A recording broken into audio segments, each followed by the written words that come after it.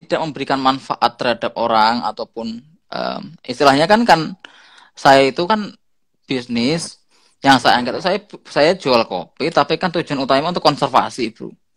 Dari mangrove itu tujuan utamanya kan konservasi, dari beberapa profitnya juga untuk restorasi dan konservasi mangrove di pantai selatan juga. Dan itu ternyata yang bisa hal-hal semacam ini yang intangible, terus itu yang ternyata dianggap esensial terhadap LPDP. Bagi yang backgroundnya mungkin peneliti atau dosen ya mungkin riset-riset lah yang harus diperkaya. Jadi masing-masing punya porsinya masing-masing Bu. Itu sangat bisa untuk diangkat sebagai cerita. Kau bisa patahkan kakiku, tapi tidak mimpi-mimpiku. Kau bisa lumpuhkan tanganku, tapi tidak mimpi-mimpi.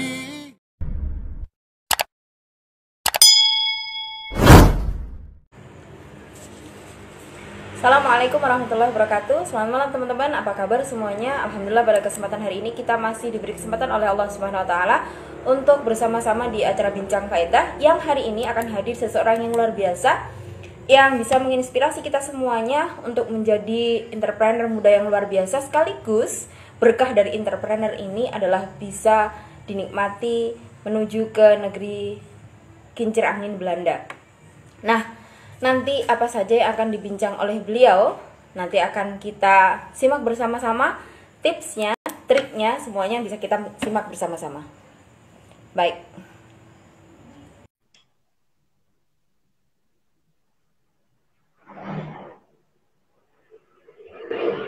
Menunggu konfirmasi Mas Iqbal.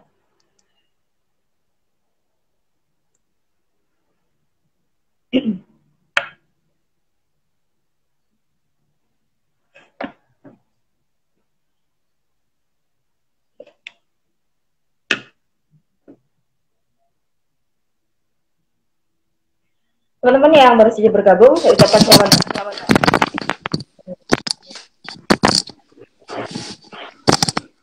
Halo, assalamualaikum. Assalamualaikum.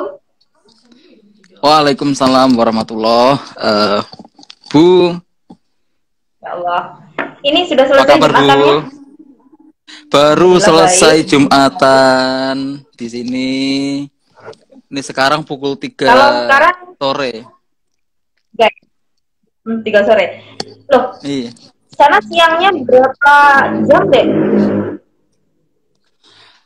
Di sini mulai masuk maghrib itu jam 10 malam ceritanya. Jadi ini baru selesai zuhur. Berarti kalau puasa lama banget ya berarti?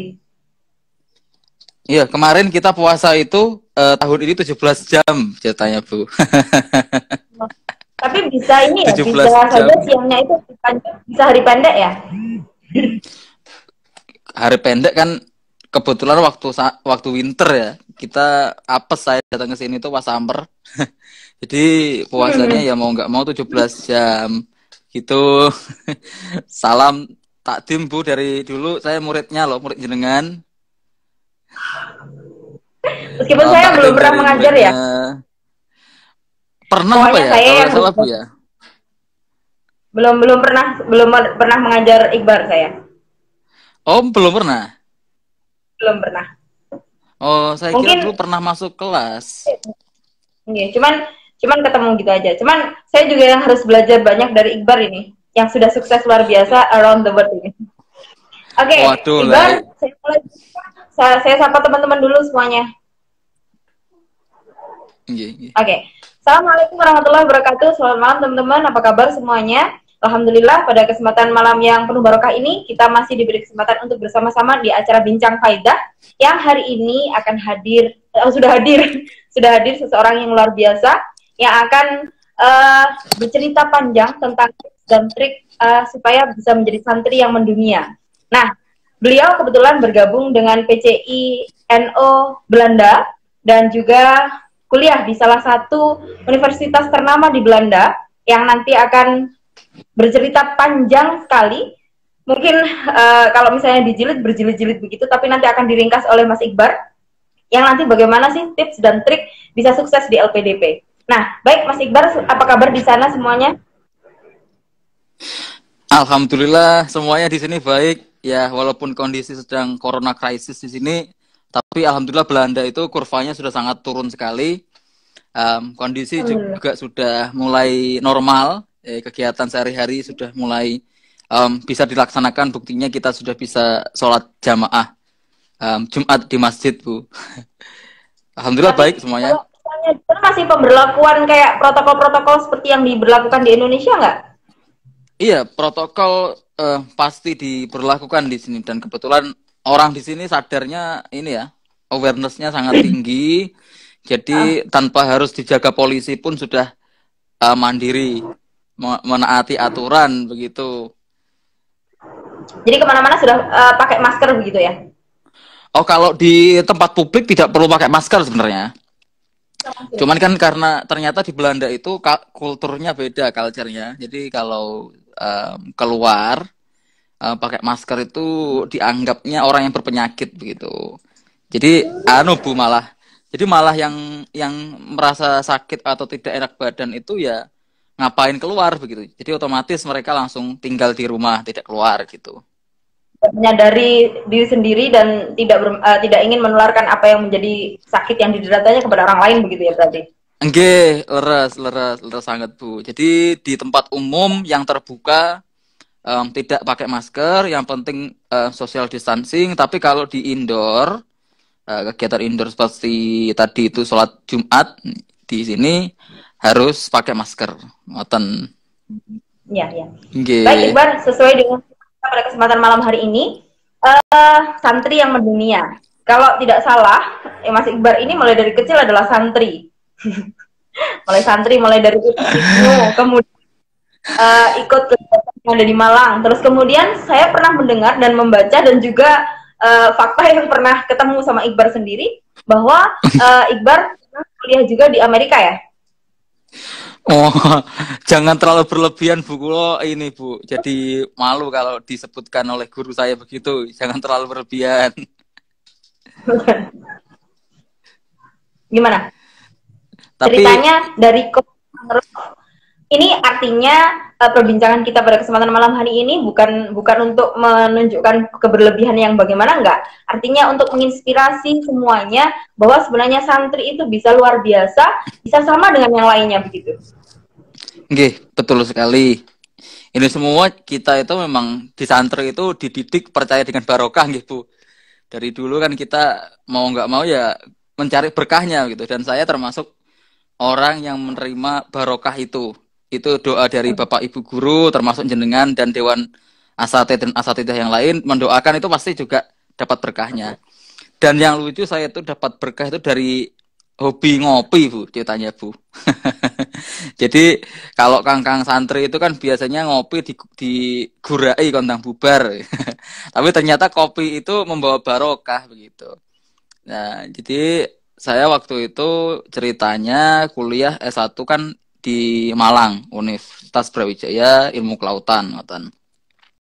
Saya waktu itu melakukan sebuah riset kecil sebenarnya. Itu tugas praktikum, bukan riset terlalu ini ya berlebihan kalau riset. Cuma praktikum, kita mengekstraksi ini beberapa bagian buah mangrove, ada buah, daun dan akar.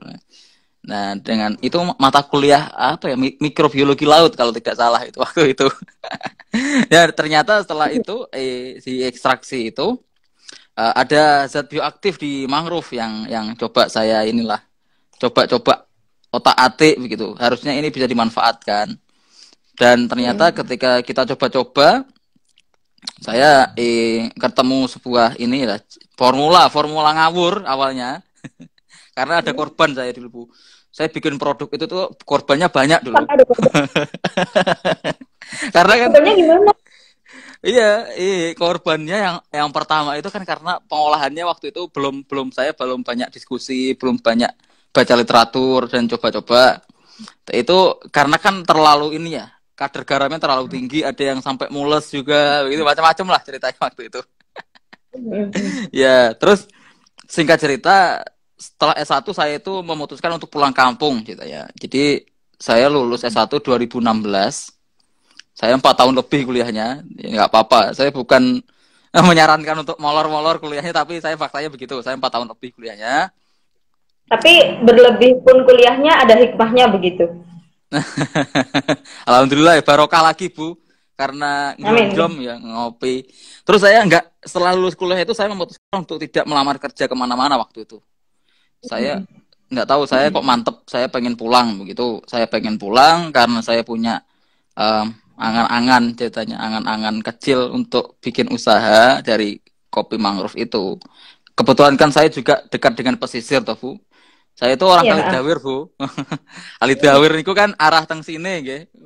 Jauh Iya. dari peradaban kota, dari kota mungkin 25 kilometer itu, jauh sekali.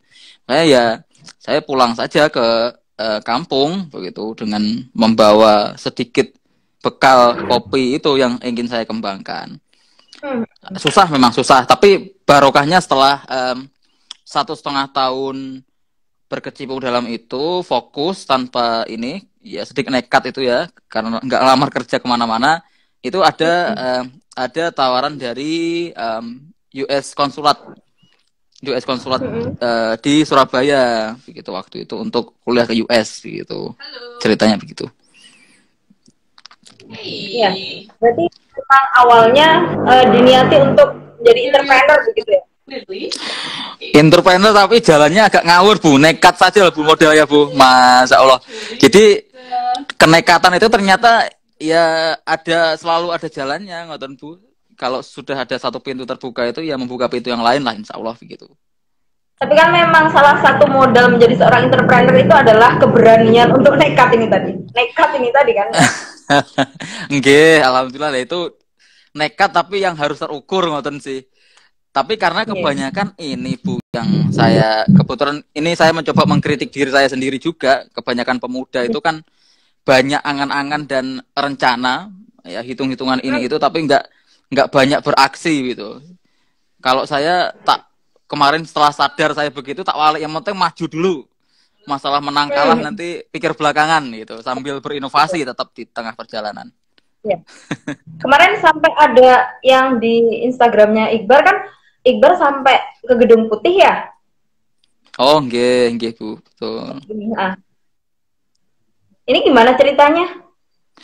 Oh, itu bagian dari ini sebenarnya program. Jadi pada hari terakhir studi di US itu kita dapat jalur masuk ke White House waktu itu. Tapi sayangnya kita nggak ketemu Obama sih waktu itu. Cuma istrinya yang kita ketemu di White House. Sebenarnya agendanya hanya penyambutan, selamat datang, terima kasih. Ini perwakilan dari Indonesia yang studi di sini. Begitu saja sebenarnya. Agenda-agenda protokol formalitas dari orang-orang istana. Jadi memang ini ya. Loh, kemarin yang dari S1 kan yang kelautan itu, terus kemudian melanjutkan S2-nya di Amerika ini apa? Oh, mungkin harus saya klarifikasi dulu sebelum menjawab. Jadi saya ke US itu kemarin belum S2 Bu, ceritanya Bu. Belum. Itu semacam spesialisasi keahlian begitu.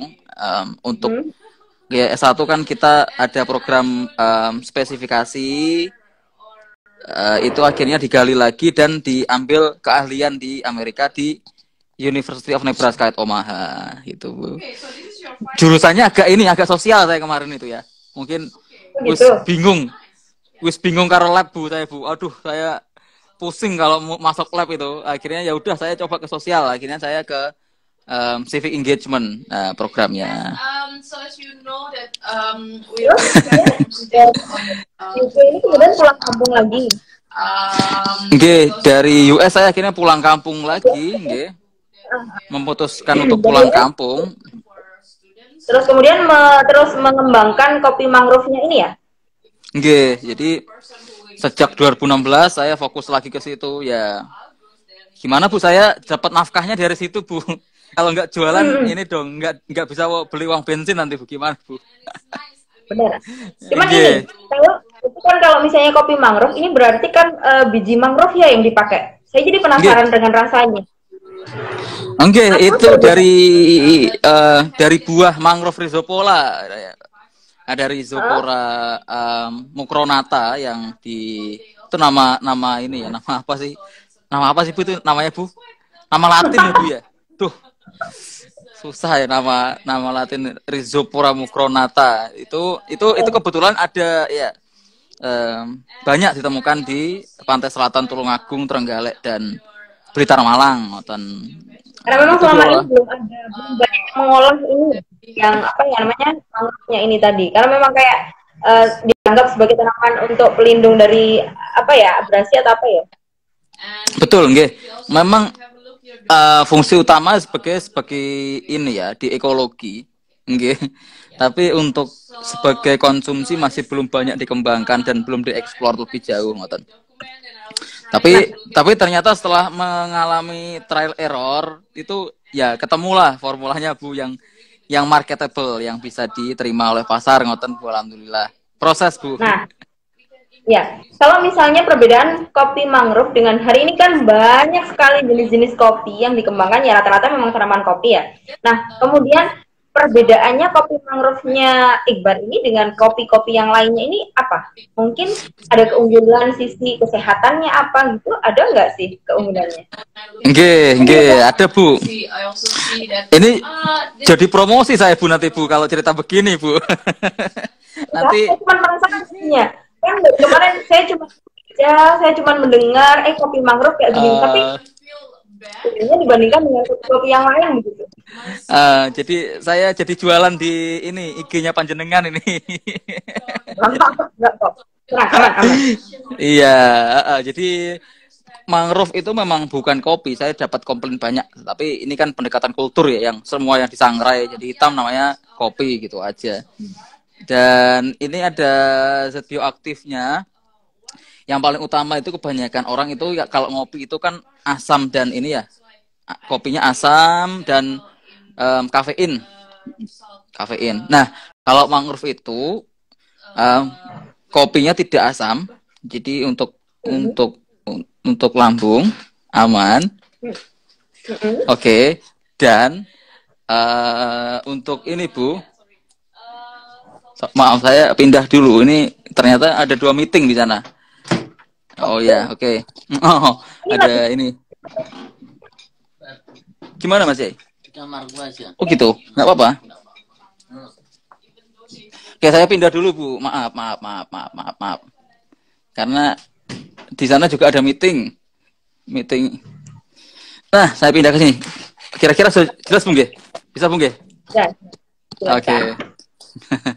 Jadi tidak asam Bu, kopi mangrove itu tidak asam dan tidak ada kafeinnya. Itu yang pertama. Yang kedua, manfaat secara ini itu yang bisa di ini itu ketika diare, ketika siapapun diare dengan kopi mangrove itu seperti oralit sebenarnya fungsinya.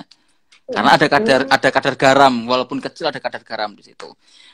Yang paling penting adalah dari manfaat yang banyak orang cari itu adalah itu bisa meningkatkan stamina dan imunitas tubuh, Bu. Sangat efektif sekali. Pada saat untuk meningkatkan imunitas yang pada saat COVID begini kan pas banget ini. Jadi momentumnya salah satunya itu yang kita brandingkan ke masyarakat, ngoten Bu. Jadi ya membawa berkah. COVID itu ternyata juga membawa berkah juga sih. Kita beralih lagi ke tema utama kita bahwa sesuai LPDP akhirnya Iqbar sampai sana dan berkah dari kopi mangrove yang kemarin Iqbar cerita bahwa ini adalah salah satu berkah dari kopi mangrove sehingga membawa Iqbar sampai ke apa sih namanya kalau penyebutannya Wageningen ya? Apa sih namanya penyebutannya? Oh iya. Saya juga nyebutnya Wageningen kok Bu. Tapi bacanya katanya orang sini Iqbar bikin vlog itu biasanya kan Wageningen. Bener nggak sih pelafalannya? Salah Bu, saya dikomplain banyak orang itu. Gimana Mas benernya? Wageningen. Iya, ya. Seperti orang zaman dulu kalau melafalkan G itu ya. Organisasi kan begitu. Jadi kan organisasi mbah-mbah saya dulu gitu ngomongnya, organisasi. Oh ternyata itu dari Belanda atau ternyata. Besok kita aja khususnya bahasa Belanda ke Iqbar ya. Saya nggak bisa Bu. Saya nggak bisa ini bahasa Belanda belajar juga di sini kok Bu. Itu pun by accident. Ini dipakai di kampus bahasa Inggris. Oke, bahasa mengantar semua bahasa Inggris. Syukur juga di Belanda itu hampir semua masyarakatnya ngerti bahasa Inggris, jadi tidak terlalu susah untuk adaptasi, ngoten Bu. Mungkin kalau di Prancis itu kan harus pakai bahasa Prancis, di Jerman juga beberapa harus pakai bahasa Jerman, tapi di Belanda syukurlah semua bisa ngerti bahasa Inggris. Karena mungkin bahasa yang pertama, bahasa nasionalnya adalah bahasa Belanda sendiri dan juga bahasa Inggris, begitu rata-rata di Eropa itu ya. Oh nggih, betul. Bahasa nasional yang dipakai.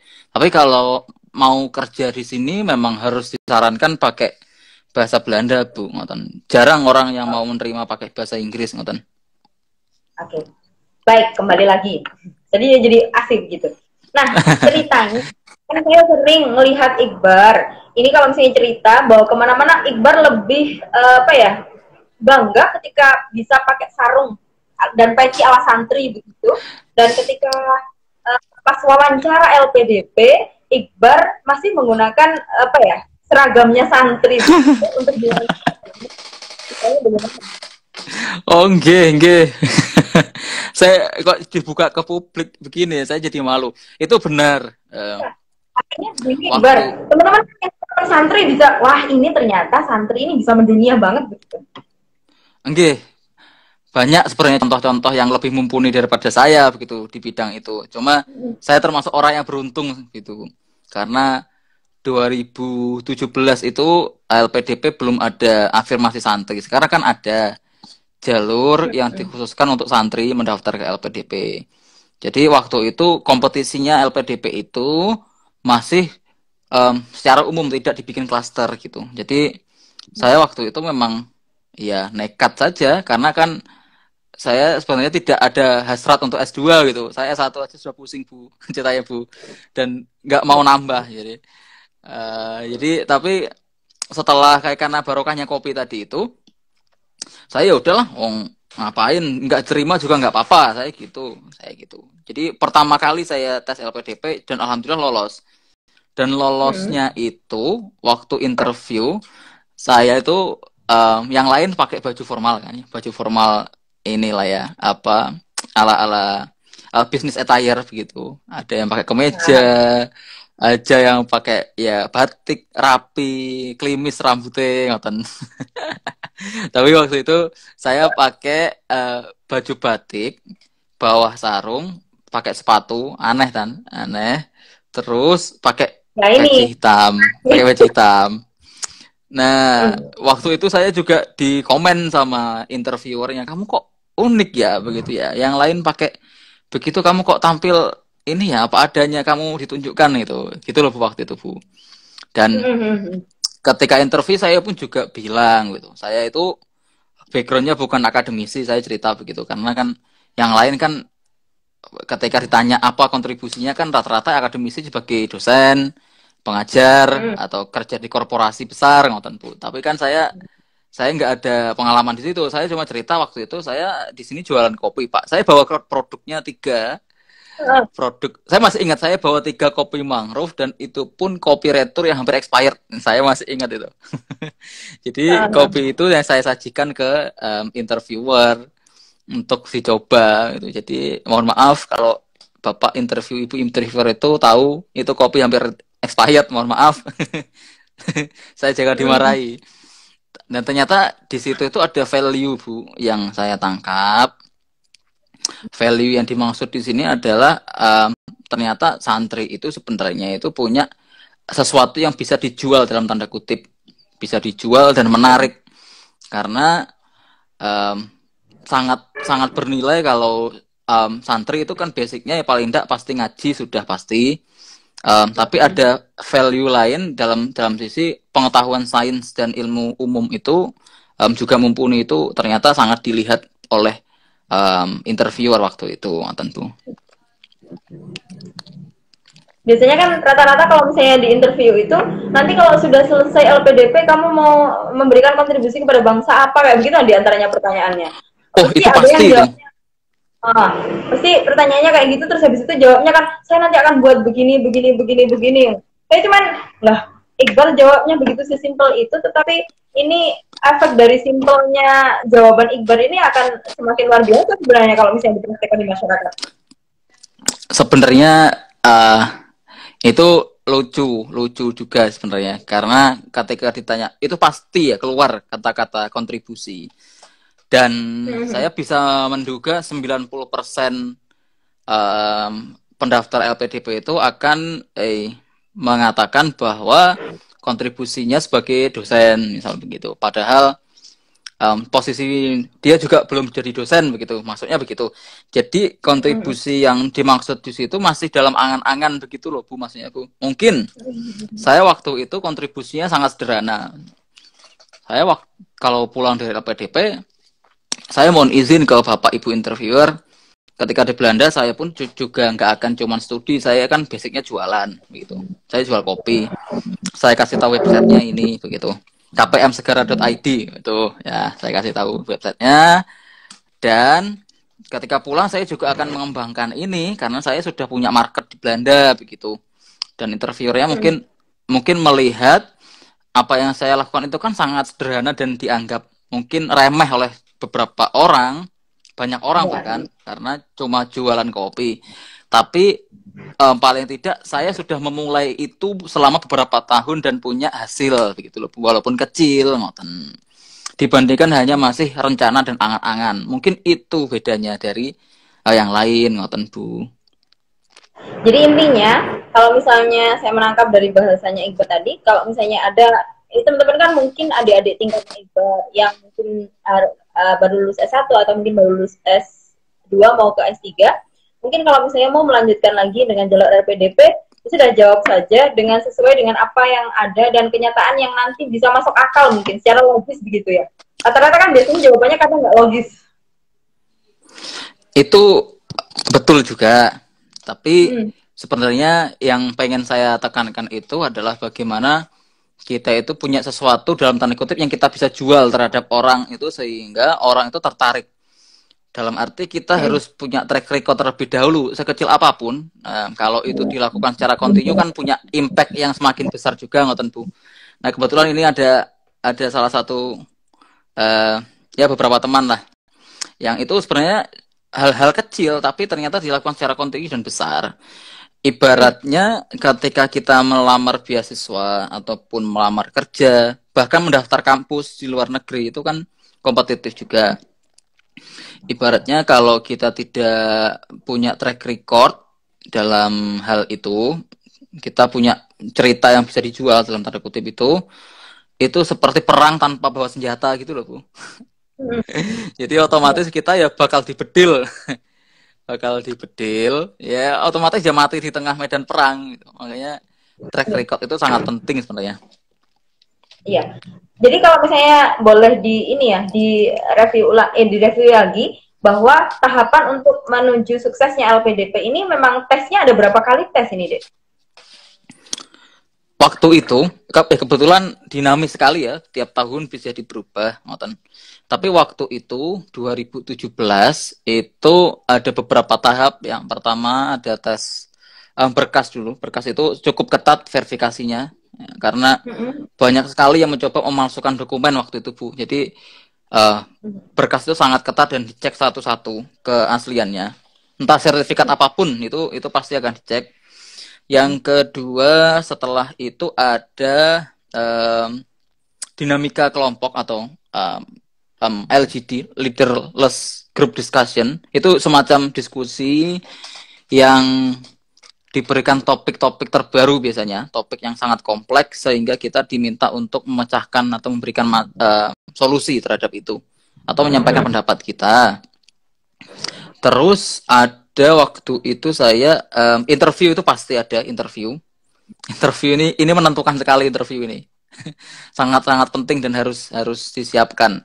Dan ada on the spot writing, menulis scientific dalam batas waktu tertentu, ngoten Bu. Itu menantang dalam bahasa Inggris tentunya nggih.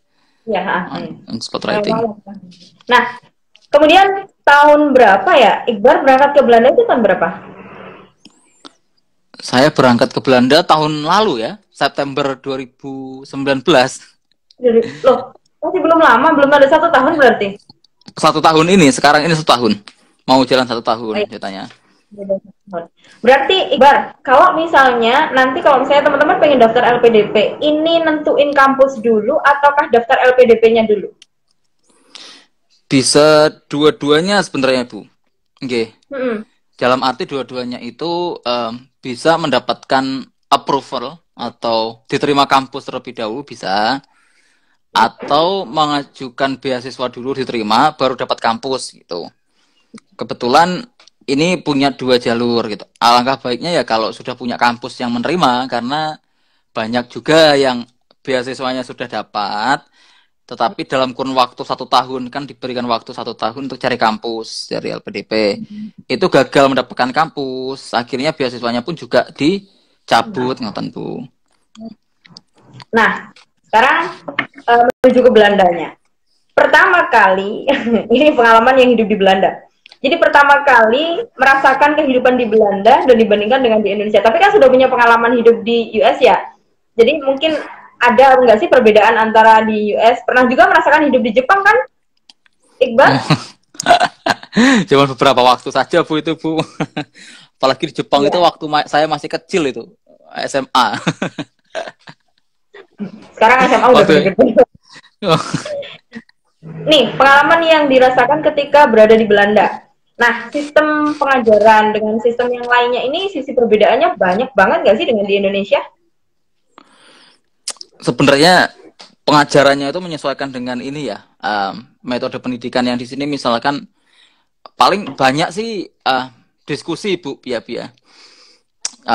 Dosen dosennya itu cuma sebagai fasilitator saja sebenarnya, tapi untuk menentukan arahnya, diskusi dan lain-lain itu dosen, tapi kontennya itu semuanya diserahkan ke mahasiswa, dalam arti dosen itu hanya materinya ini, silahkan kamu belajar.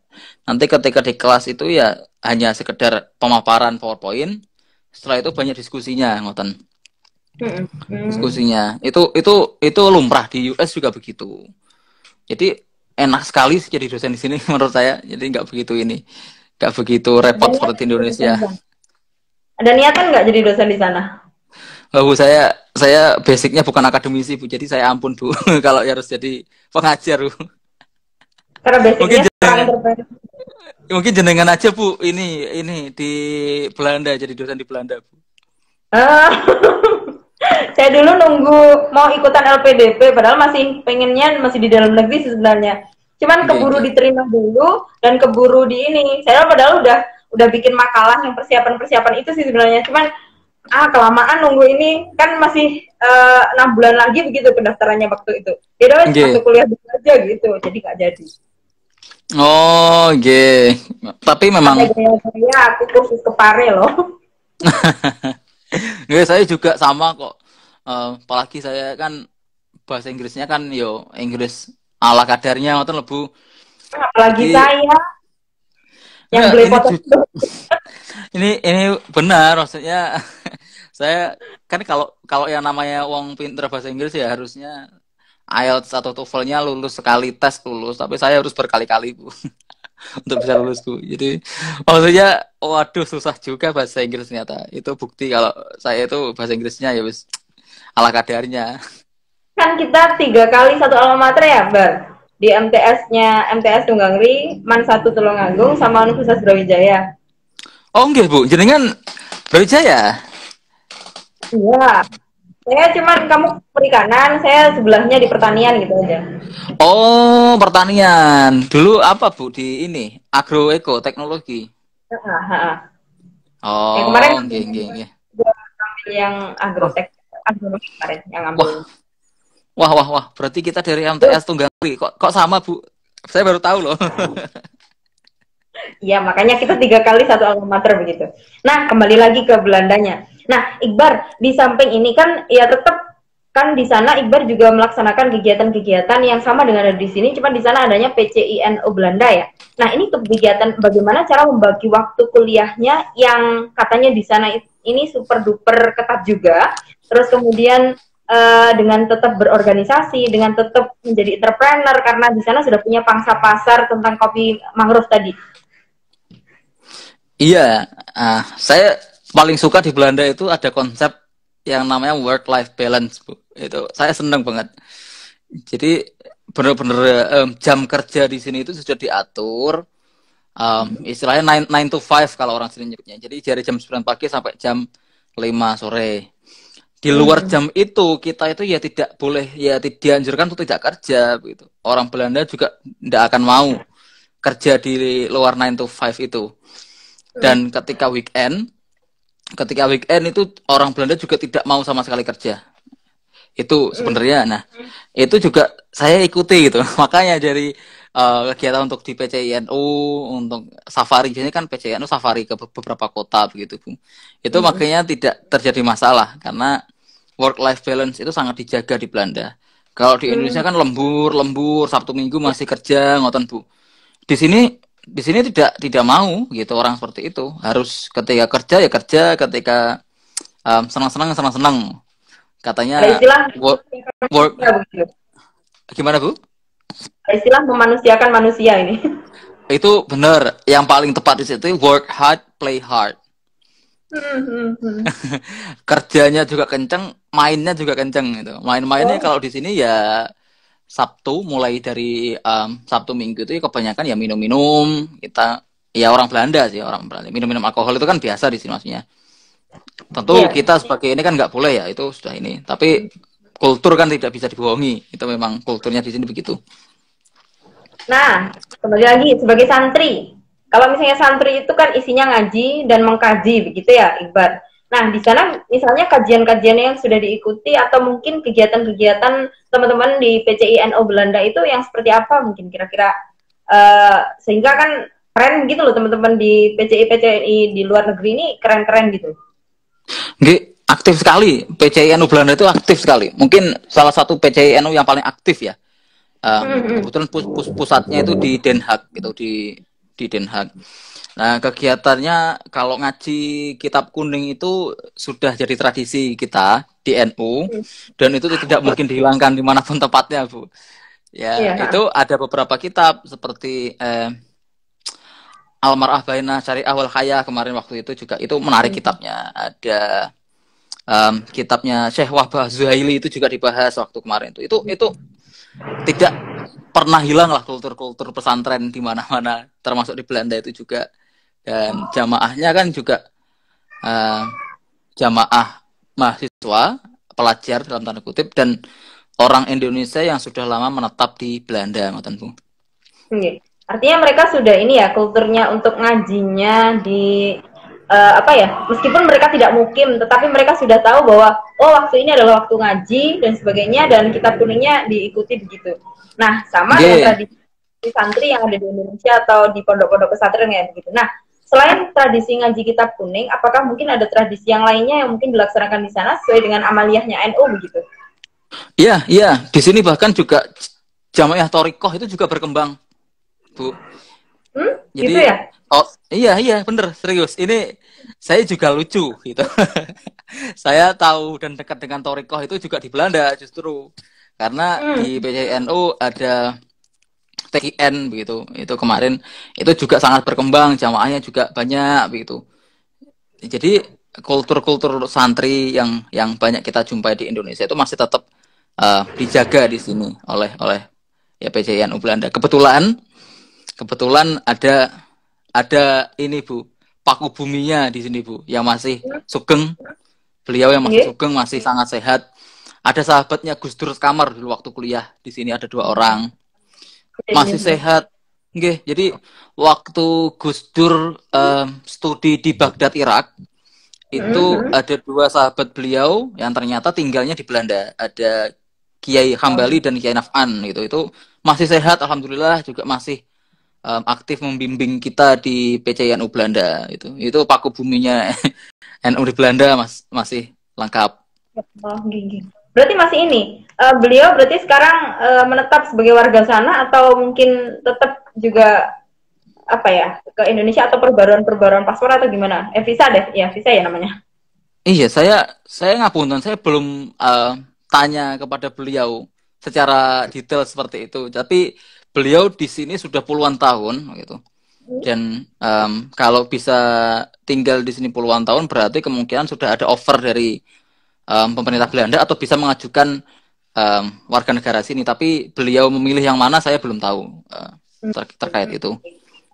Iya, ini Iqbal. Kalau misalnya kuliah di Belanda, ini untuk biaya untuk LPDP ini sebenarnya yang di cover ini biaya apa saja?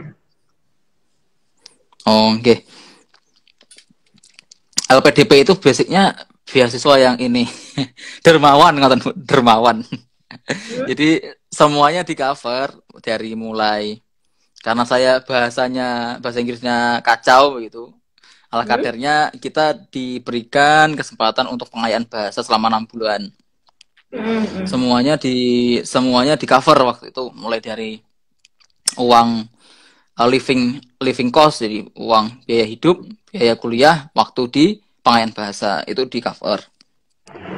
Tiket pesawat PP pasti di cover. Biaya kuliah, jadi biaya kuliah itu mahal sekali di sini. Di sini biaya kuliah saya itu 18.000 euro 1 tahunnya. Itu parah sekali. Itu di cover juga. Ada biaya asuransi. Dengan rupiah berapa? 18.000 kalau kurs sekarang mungkin 16.000 ya. Ada nggak ya? 15.000 sekian. Mungkin berapa ratus juta gitu Bu saya. Saya lupa. Hanya ini sampai lulus atau hanya apa namanya? 1 semester atau berapa begitu? 1 tahun Bu, itu biaya 1 tahun 18.000 euro nonton. Termasuk biaya uang hidup di sini kan juga sudah dijatah dari LPDP nonton. Itu terbuka sekali kalau LPDP masalah keuangan itu bisa juga dicek. Biaya kalau sudah PhD itu juga bisa mendapatkan family allowance atau biaya keluarga kalau membawa pasangan, anak, istri. Untuk yang S3 itu mendapatkan biaya tambahan family allowance itu Bu. Jadi kalau misalnya biaya seluruh yang di cover di sana termasuk living cost dan sebagainya itu yang di sana berarti sesuai dengan apa ya rata-rata biaya hidup di sana juga berarti ya? Nggih, tiap kota bisa jadi malah tiap kota itu beda-beda ini ya. Biaya hidupnya atau uang jatah bulanan yang diberikan LPDP itu bisa jadi berbeda karena standar hidupnya juga beda. Contohnya di saya ini kan Wageningen itu kan kampus yang sangat ini ya fokus sekali di bidang itu Bu. Jadi kalau nyari kedokteran kan nggak ada, kedokteran sosial di sini nggak ada. Memang kalau di bidang life science tentang pertanian, perikanan, kelautan, kehutanan ini kan kampus terbaik sebenarnya, kampus terbaik di dunia, ngoten. Itu kan tempatnya di kampung sekali karena life science itu, jadi semuanya itu di dekat ladang-ladang pertanian, ngoten. Itu biaya hidupnya juga murah, ngoten. Dibandingkan dengan teman-teman yang tinggal di kota besar seperti Amsterdam itu mahal sekali untuk terutama apartemen, apartemennya mahal sekali. Kalau rata-rata apartemen di sana itu biayanya bulanan, tahunan, atau bagaimana, Dek? Bulanan, Bu. Kalau saya apartemen mahasiswa itu murah, 250 euro. Ya sekitar 250 itu kalau kali 15.000 berapa ya? Mungkin sekitar hampir 4-5 juta, 6 juta sebulan. Per bulan. Tapi kan sudah itu murah sekali kalau di kalau di Amsterdam bisa 1.200 euro, sekitar 18 juta per bulan, ngoten. Nggih. Itu mahal sekali. Mahal sekali. Ya, untuk gajinya juga lumayan tinggi. Tapi rata-rata kalau misalnya dengar ceritanya dari Iqbal tadi, mereka kerja untuk foya-foya, begitu ya kayaknya.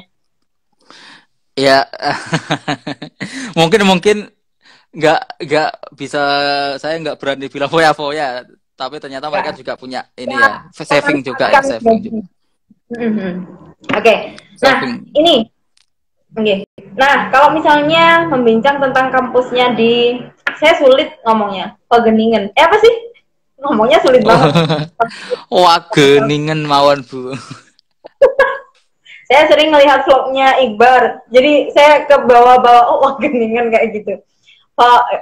Sulit ngomongnya sulit soalnya orang Jawa, lidah saya adalah lidah orang Jawa. Nah, ini Iqbal, Oke.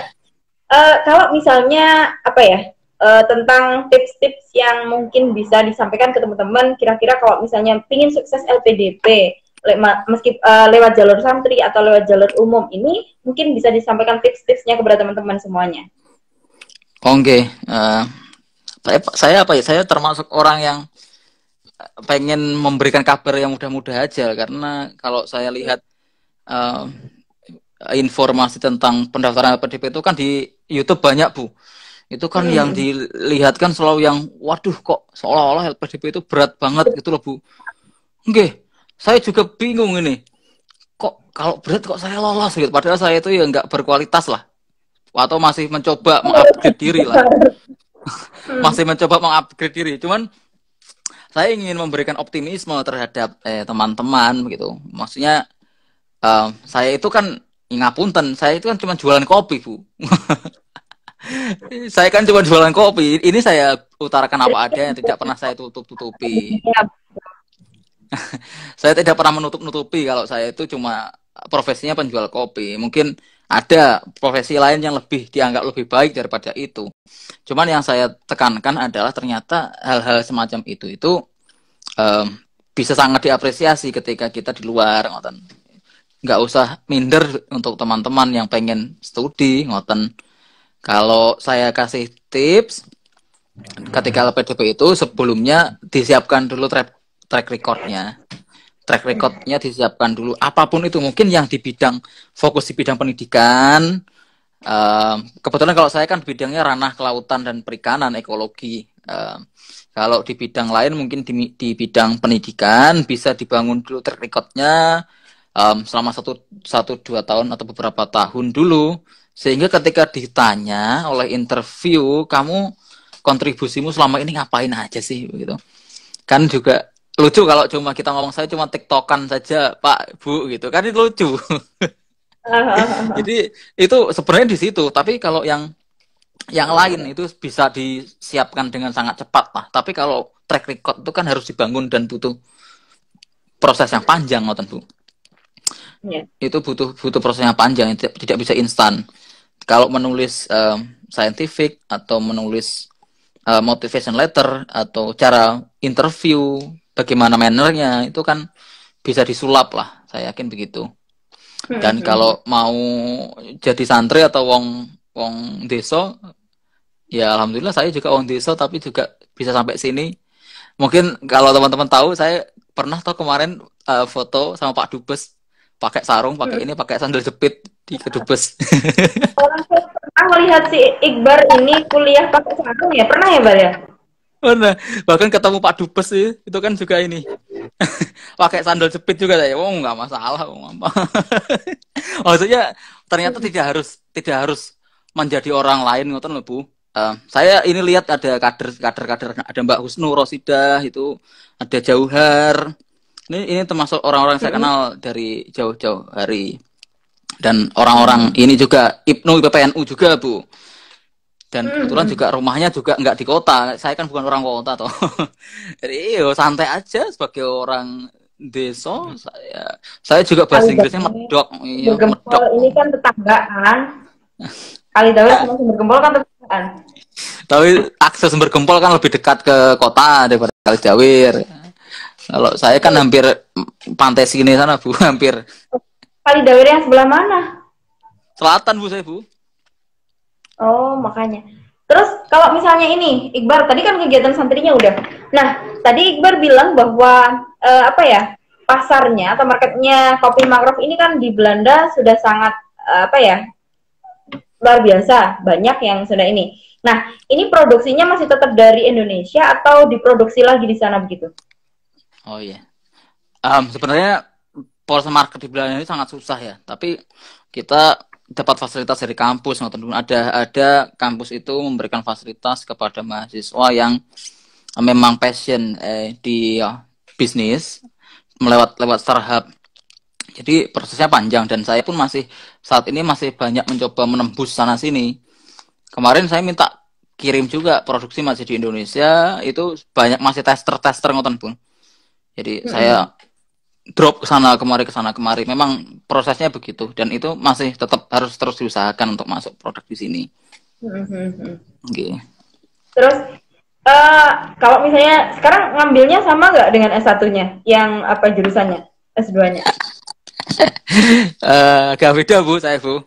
Mungkin kalau S1 kan saya ilmu kelautan gitu. Itu fokus ekologi sekali, tapi kalau sekarang saya lebih ke aquaculture atau aquaculture itu lebih ke budidaya perikanan, ngoten. Itu memang ya saya pengennya agak sedikit ke ekologi tapi ada sisi perikanannya, ngoten. Jadi kebetulan di Wageningen itu bagus untuk itu juga, ngoten.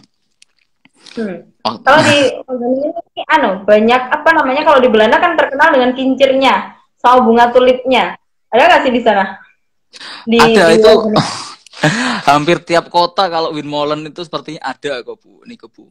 Itu bisa apa ya, landmark itu signaturenya Belanda gitu. Kitiran Bu. Jadi tepat banget kalau misalnya belajar perikanannya ada di Belanda, karena memang Belanda ini sudah sangat mepet banget dengan laut ya. Kalau di peta begitu saya ngelihatnya. Enggak, sebenarnya Belanda itu bisa menjadi seperti sekarang itu karena kepepet. Dalam arti kepepet itu sumber dayanya untuk perikanan kan nggak ada Bu. Jadi mereka terpaksa menciptakan teknologi seperti RAS system yang ya mungkin kalau di Indonesia terlalu mahal lah. Tapi kan karena Belanda tidak punya lahan, airnya juga terbatas, akhirnya mereka berinovasi membuat sistem-sistem semacam itu. Dan ternyata malah saya yang harus belajar ke sini daripada orang Belanda yang belajar ke Indonesia. Jadi dulu orang Belanda ke Indonesia ya untuk mencari sesuatu, nggak bertahan ya? Enggak. Indonesia berjasa sekali, wong. Kereta apinya Belanda aja itu kan NS namanya kereta apinya, seperti PT KAI kan. Itu kan relnya dibangun dari menjarah harta nenek moyang kita. Iya, itu ya waktu itu, tapi sekarang sudah damai Bu, kita damai. Jangan musuhan terus. Walah. Nah, ini Iqbar, kalau misalnya tadi sudah tentang LPDP, mungkin teman-teman bisa mengakses juga cara-cara untuk mendaftar LPDP. Cuman tips-tipsnya yang tadi disampaikan bahwa track record ini adalah menjadi poin paling utama begitu yang bisa yang menjadi pertimbangan dari tim reviewer tadi, apa jurinya tadi ya saya bilang. Nah, kemudian kalau tips untuk memilih kampus, kalau misalnya kan Iqbar langsung memilih kampus terbaik yang berkaitan dengan perikanan dan sisi apa ya? Jadi di Wageningen, saya sudah mulai ngomong Wage. Kalau misalnya di sana, berarti kan di ilmu pertanian, terus kemudian perikanan, dan yang setara dengan itulah. Ini kan lumayan bagusnya. Nah, ini tipsnya untuk memilih kampusnya ini bagaimana? Tips kampus itu, waktu itu, saya kebetulan dari awal itu sudah mantep ya ke sini, ke Wageningen itu. Tapi informasi tentang kampus itu kebanyakan kalau kampus di luar itu memang sangat spesifik ya. Fokusnya kemana. Misal, kalau di Indonesia kan contohnya lah, kampus saya dulu Brawijaya itu kan fokus kemana kan nggak jelas, pertanian atau fokus ke kedokterannya atau fokus kemana. Jadi semuanya kabeh diayai, Bu. Kabeh diayai. Ya, tapi kalau di sini kan contohnya Leiden itu kan terkenal karena sosial. Jadi mau sejarah, mau apa Islamic Studies, mau ini ya banyak sekali yang di Leiden ngambilnya. Jadi sangat tersentralkan ya. Jadi tapi kalau di kampus saya memang life science itu basicnya. Nah, kalau tips dari saya, kalau S2, konteksnya S2 itu kan lebih ke penjurusan ya. Kita pengen fokus kemana, walaupun tidak seperti doktoral gitu. Doktoral lebih ini lagi, lebih bidangnya lebih spesifik lagi. Nah, kalau saya kemarin itu memang saya pengen fokusnya mencari jurusannya sesuai. Yang pertama, jurusannya harus sesuai dulu. Karena saya fokusnya pengen ke ekologi dan perikanan, akhirnya ketemu kan listnya ini ngoten di kampus. Kebetulan itu untuk mencari jurusan itu sekarang ada search engine-nya, Bu. Jadi misal kita saya pengen ke fisika. apa sih fokus? Jangan. Saya pengen ke renewable energy yang kalau fisika kan terlalu general. Saya pengen fokus ke renewable energy. Itu ada search engine-nya, ada websitenya, tinggal diketik nanti akan muncul kampus-kampus yang menyediakan jurusan itu. Itu baru kita shortlist tuh. Kita shortlist ranking yang baiknya mana, kurikulum yang sesuai kita mana. Ya kalau ada kampus yang paling baik ya itu diambil ngoten. Misal fokus ke bisnis itu ya paling bagus ya mungkin Harvard, Boston, atau itu ya kampus-kampus US gitu. Ivy League US itu bisa jadi opsi juga. Tapi harus mempertimbangkan kompetisi, kita bisa berkompetisi atau tidak di situ karena banyak juga yang terpaksa harus ditolak oleh kampusnya ngoten Bu. Kalau Iqbar berarti kan kompeten di bidangnya itu katakan. Soalnya diterima di Groningen, saya bilangnya. Enggak, saya bisa masuk tapi keluarnya belum tahu Bu. Nanti gimana ini Bu? Ini banyak yang ini bisa masuk tapi nggak bisa keluar. Ya, keluarnya butuh waktu yang panjang dan perjuangan melelahkan. Ya.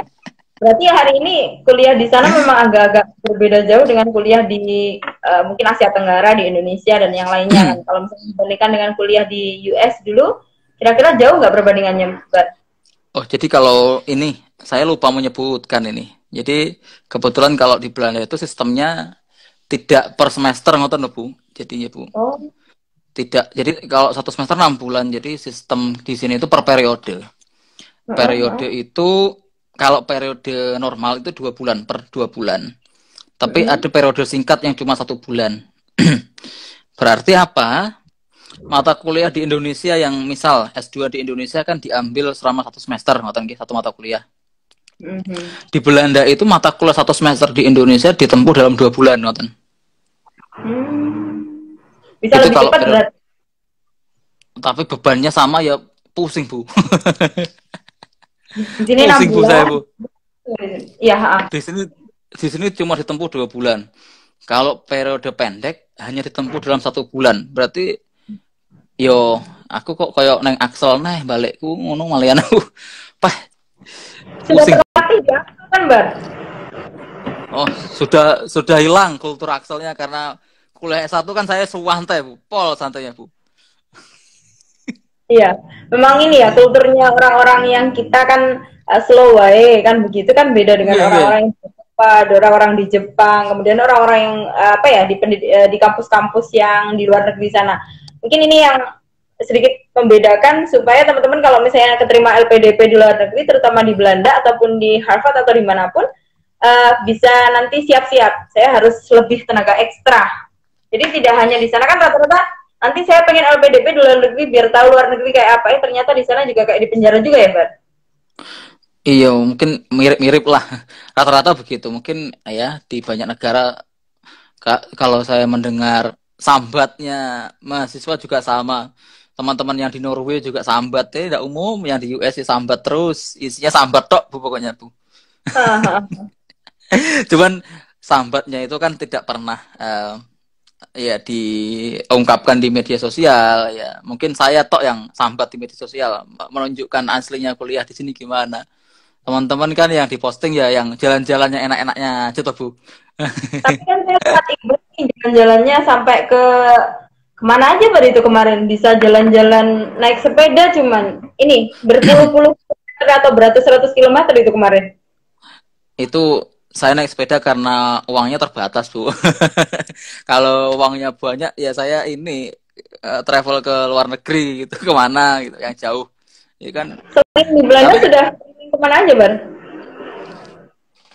Ya saya lebih sering sepedaan di dalam negeri saja Bu, karena kan selain hobi sepedaan itu asik juga sebenarnya, enak gitu, explore kota-kota di sini.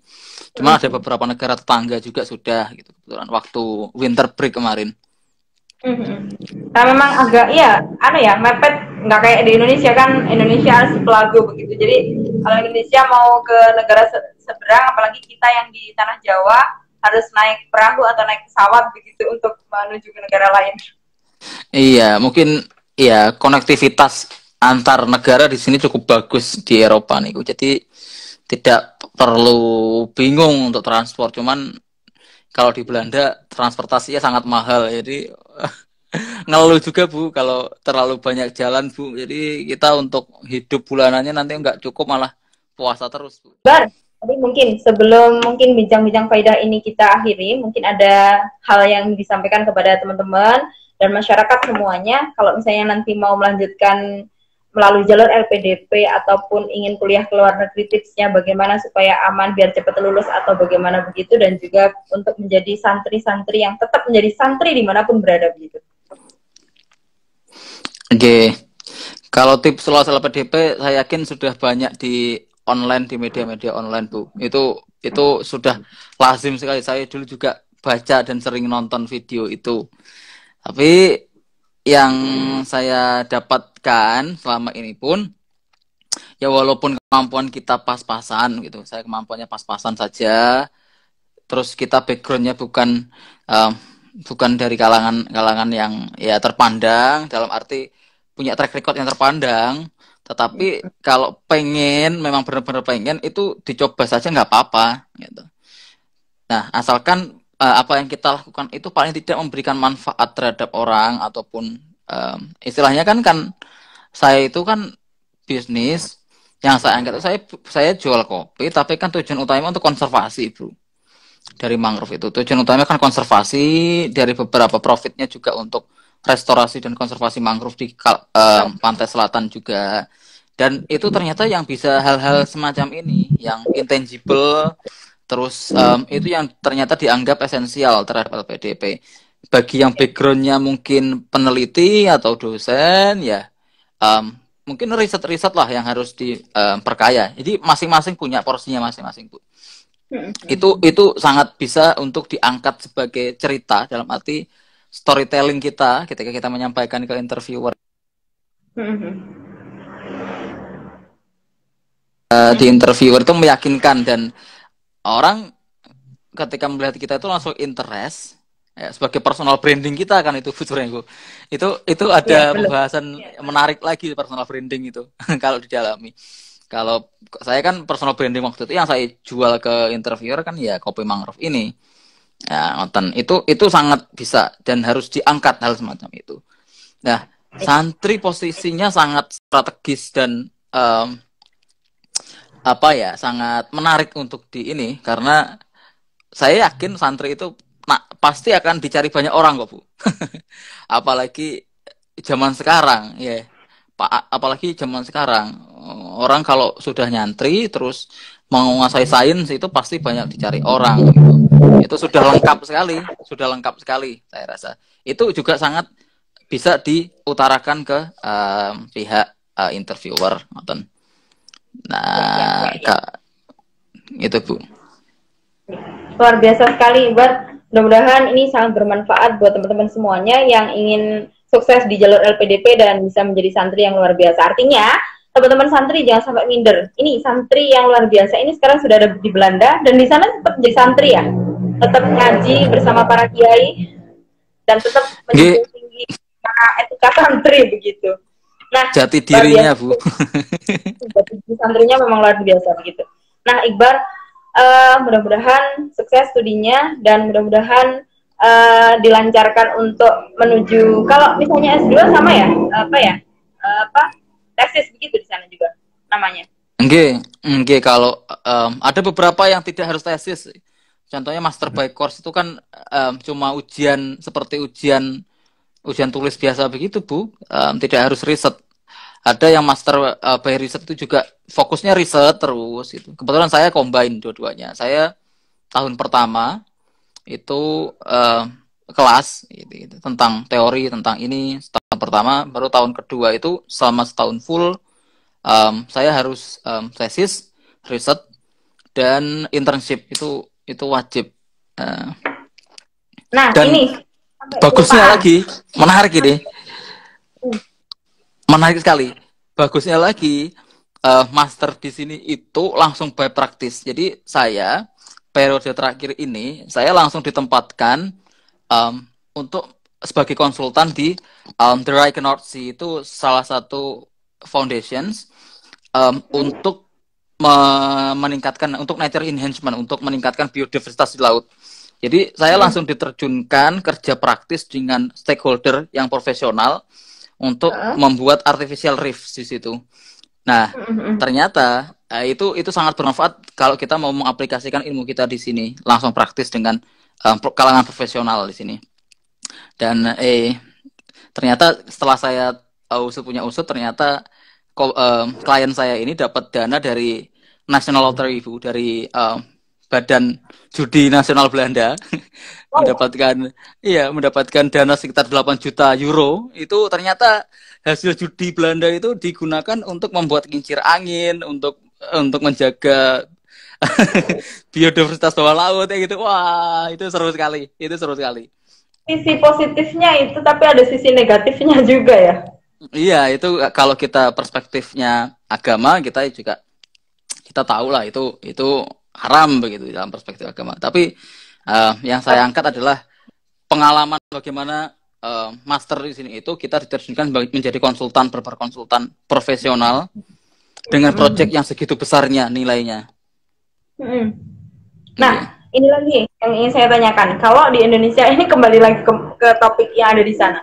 Kalau misalnya di Indonesia ini kan teori, materi, ujian, kalau di sekolah kan kayak begitu. Nah, di Belanda itu kan tadi disampaikan kalau sudah magister ya, di sana kan langsung praktis begitu.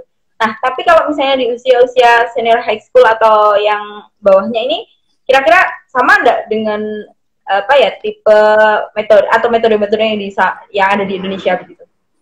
Oh, ini ya. Belanda itu termasuk uniknya sistem pendidikannya agak beda dengan di kita. Kalau kita kan ada SMP, SMA yang semuanya dicampur IPS gitu, Bu. Nah, di Belanda itu tidak ada IPA IPS, tetapi dari sejak SMP itu sudah dikategorikan anak ini berpotensi untuk kuliah. Jadi diproyeksikan untuk masuk kuliah. Biasanya itu anak-anak yang punya keunggulan di bidang pemikiran gitu. Terus anak-anak yang punya keunggulan lain seperti seni, ide kreatif itu dimasukkan ke vokasi dari sejak SMP kalau nggak salah. Itu sudah fokus ke vokasi, jadi sangat menjurus. Nah, kalau anak-anak yang punya keunggulan di bidang pemikiran, suka dalam akademis, itu masuknya ke universitas. Kalau yang tengah-tengah nanti masuknya ke applied science, university yang applied science. Itu seperti politeknik begitu. Nah, terus bagi yang punya keunggulan di bidang misal keunggulan untuk fisik untuk kerja kasar begitu dalam tanda kutip. Ini saya bingung nyari kata-katanya yang biar nggak menyinggung orang ini. Ya. Jadi yang punya keahlian di bidang kasar, skill kasar itu juga diarahkan oleh sistem pendidikannya untuk ke arah situ juga, Bu. Sangat menjurus dari situ. Jadi secara ini seolah-olah dikotak-kotakkan ya, tapi ternyata itu sangat menunjang untuk karir mereka ke depan, ngoten. Enggih. Jadi masih kecil sudah kuliah itu kan ada kayak begitu ya? Enggih lah. Di sini itu saya kaget. Usia 22 tahun itu rata-rata sudah selesai master banyak kan. Wow. Iya. Saya juga anak-anak. Saya kan kuliah di sini usia 24, 25. Jadi itu sudah dianggap tua oleh anak-anak sini. Saya sudah dianggap tua. Padahal di sana sudah semuanya. Aduh, iya. Sudah doktoral. Oh, banyak sekali yang muda-muda sudah PhD, tapi kebanyakan kalau PhD itu kan yang sudah punya punya background pengalaman kerja atau fokus interest tertentu. Rata-rata kalau di company, kebetulan kalau kampus saya Wageningen itu kan senternya company besar seperti Unilever. Itu pusatnya research centernya kan di situ karena memang fokus sekali ya Wageningen itu terhadap pertanian, perikanan dan life science. Nah, itu kalau mau bekerja di situ rata-rata jarang sekali yang S1 bisa kerja gitu, Bu. Jarang sekali. Rata-rata kalau bisa kerja itu S2 rata-rata, tidak bisa S1 kayaknya. Yeah. Jadi S2 lulusan S2 sini itu seolah-olah seperti dianggap lulusan S1. Oh, gitu. Jadi kalau di company di Indonesia kan company itu S1 minimal gitu kan. S1 Tapi di itu situ enggak, S1 itu dianggap sebuah level yang oh ini minimal wow gitu. Tapi kalau S2 di sini tuh ya kamu kalau pengen kerja di Unilever ya harus S2, itu sudah umum. S1 nggak bisa masuk gitu. Jadi Unilever di Indonesia lagi terkenal begitu. Di sana berarti pabriknya Unilever ada di Belanda ya?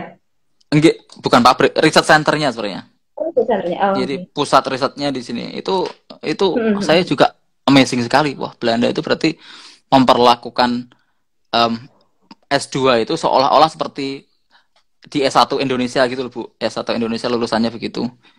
Iya, iya. Tapi kalau S1 ke sana mau kerja nggak laku ini Yuda? Ceritanya kalau misalnya di company begitu.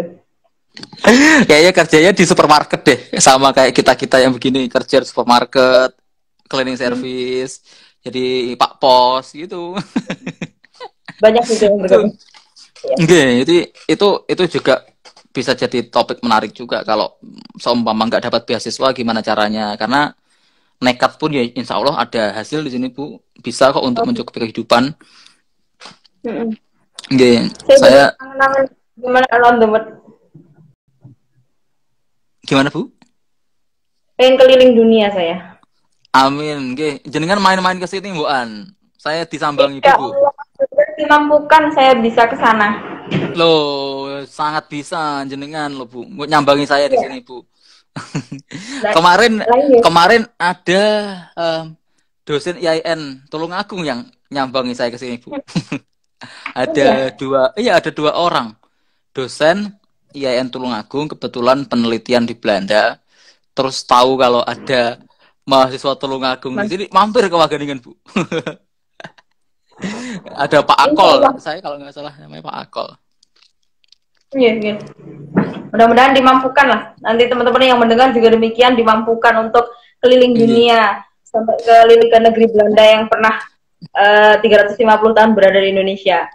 Untuk memberikan Iya, pelajaran sebenarnya di Indonesia itu banyak peninggalan untuk awalnya memang harus soro dulu, tapi akhir-akhirnya ending-endingnya kan ya kita harus ditempa untuk belajar begitu. Iya. Oke. Terus saya pengen saya jadi penasaran bagaimana tentang kehidupan di sana. Tetapi nanti kalau misalnya ini terlalu panjang nanti ini, mudah-mudahan kita akan tersambung kembali di, kan teman-teman banyak sekali yang tadi ngechat saya juga bilang nanti tolong dikorek Mas Iqbar untuk bagaimana kehidupan di sana, terus budayanya di sana kayak apa. Nah ini mungkin bisa kita bincang di bincang-bincang Faidah di episode berikutnya begitu mungkin. Nah mungkin Oke. sampaikan dan bermanfaat untuk teman-teman semuanya. Mudah-mudahan sukses studinya ya Iqbar di sana. Amin, amin. Pangestunipun sedanten, mugi-mugi bisa masuk juga bisa keluar lah. Waduh, berat ini saya nih. Amin. Iya.